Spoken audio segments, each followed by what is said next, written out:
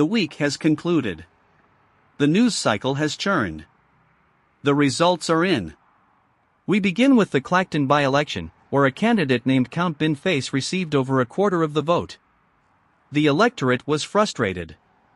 The electorate was loud. The electorate chose a man in a plastic bin over the traditional alternatives. Nobody in Westminster found this noteworthy. That is the baseline for today. We also tracked the indictment of a former Mexican governor for the disappearance of 43 students, a case now a decade old. The justice system was thorough. The justice system was delayed.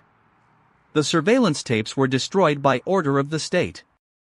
It is Friday, August 14, 2026. I am your host, Alistair, and I have been counting the unprecedented events. We have a full desk tonight. Let us see what the metrics say about our collective descent.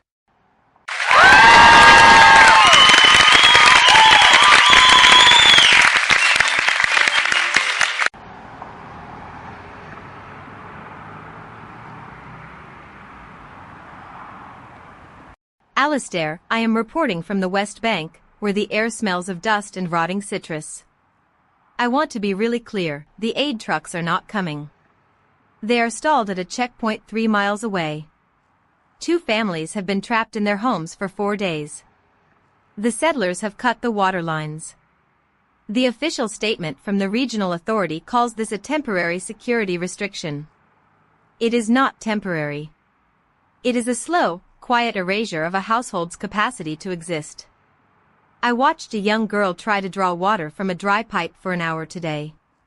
She did not cry. She just kept turning the handle.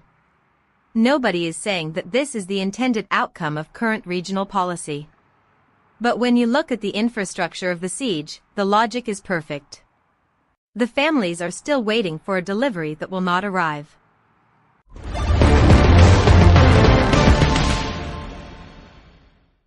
Victoria, your focus on the water lines is touching, but you are missing the macro incentive. The regional authority has a burn rate that requires total stability, and stability is a product you buy by eliminating the variables. It is a Series B scaling problem. They are simply pruning the edges of the market to ensure the core infrastructure survives. You call it an erasure, I call it an aggressive pivot toward regional consolidation.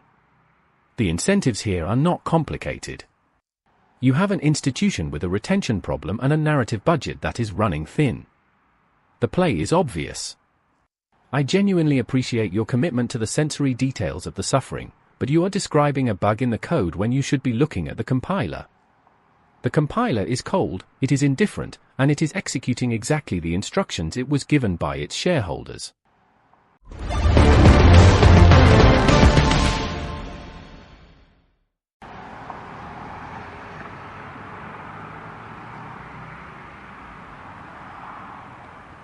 Ronald, it is fascinating that you view the destruction of a life as a compilation error. I am looking at a door that has been kicked in. There is a broken plate on the floor. The shards are scattered in a perfect circle. You talk about shareholders and market pivots, but you have never had to explain to a child why their bedroom no longer belongs to them. The incentives you speak of are just excuses for a lack of imagination regarding human survival. I am standing in a space where logic has been abandoned for the sake of territorial throughput. You are not just being cold, Ronald. You are being functionally illegal in your moral calculus. The reality of this situation is not a product launch. It is the end of the world for the people sitting in that house while you calculate their net worth.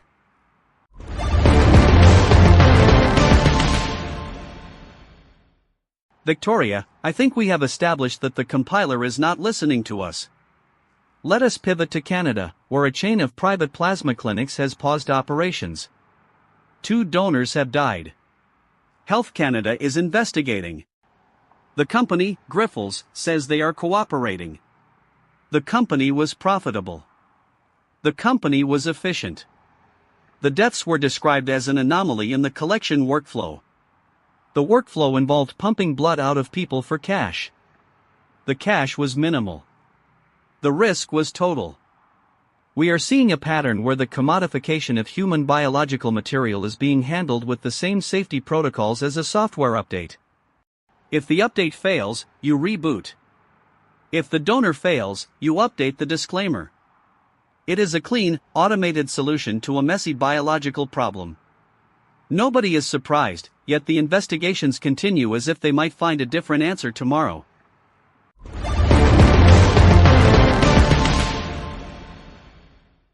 Atmospheric pressure is dropping. Global temperatures have risen by 0.04 degrees since the last check. Probability of localized collapse, 72%. The jet stream has stalled over the northern hemisphere. Moisture levels are inconsistent with historic seasonal averages. Soil saturation in the valley is below the critical threshold for agriculture. Water table depletion is accelerating in high-density urban zones. Probability of forced migration, 89%. Infrastructure stress monitors indicate a failure in the cooling grid at the regional data center. The humidity in the server room is rising. The fans are spinning at maximum capacity. Do not attempt to bypass the environmental warning systems. Remain inside while the air quality remains hazardous. The transition to the new climate state is currently meeting all forecasted benchmarks. There is no plan to mitigate the temperature increase at this time.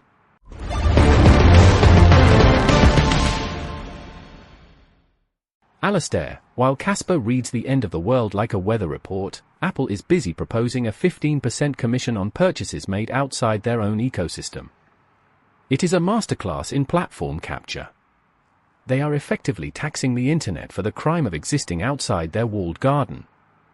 It is not just greed. It is a strategic hedge against the dilution of their own revenue stream. They have spent billions on the architecture of their brand, and they want their cut of the ecosystem. I look at this and I see a company that understands its own power better than the regulators do. The regulators are still arguing about antitrust laws from the 90s. Apple is operating in the future.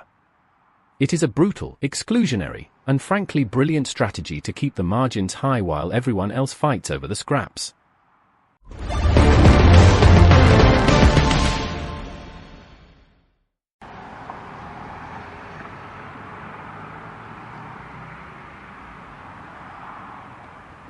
Ronald, you are calling platform capture brilliant while I am watching people lose their livelihoods to these same digital gatekeepers.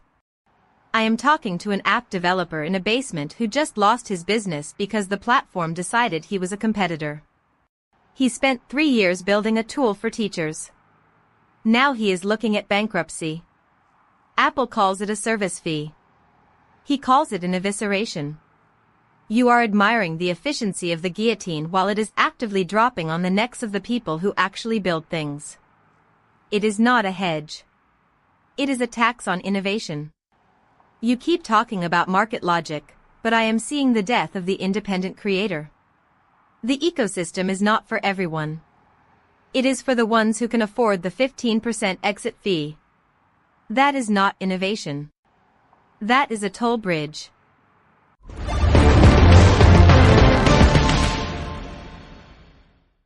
Victoria, I think the developer you mentioned is part of the churn rate.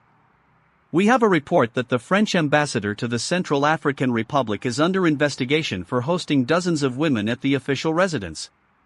The security concerns were flagged by his own staff. The response was a quiet disciplinary proceeding. The ambassador was active. The ambassador was busy. It is a reminder that diplomacy often happens behind closed doors, though perhaps not in this specific manner. The details suggest a total disregard for the security of the diplomatic mission. It is a failure of basic protocol disguised as a personal lapse. The incident has caused a sharp deterioration in relations with the local government. Nobody is talking about the women involved. They are only talking about the security clearance. It is the classic institutional response.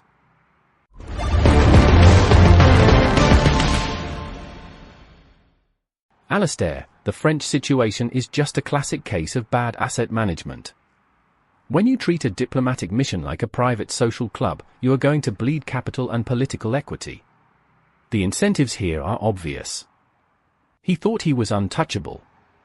He was a high-value asset until he became a liability. Yeah. It is the same cycle we see in the tech space every single quarter.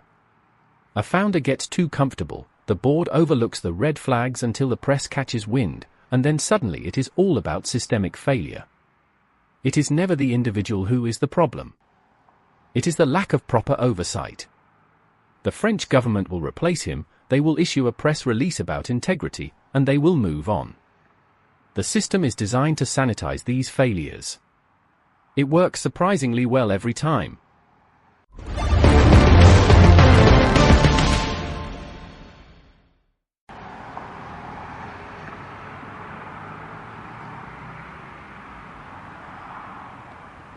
Ronald, you keep calling these people assets and liabilities, and I am telling you they are human beings with messy, complicated lives. The ambassador's behavior is not a management error. It is a degradation of the entire mission. I am standing near a border crossing where people are being denied entry because they don't have the right digital certification. They are just trying to get home. They don't have the luxury of being treated like a liability or an asset. They are just collateral. I see the same thing in the reports from the Taliban-controlled regions. The women there have been rendered invisible by a regime that sees them as obstacles to a divine workflow. The rhetoric of the ambassador and the rhetoric of the extremists are both trying to dictate who has value and who does not. It is all the same process of erasure.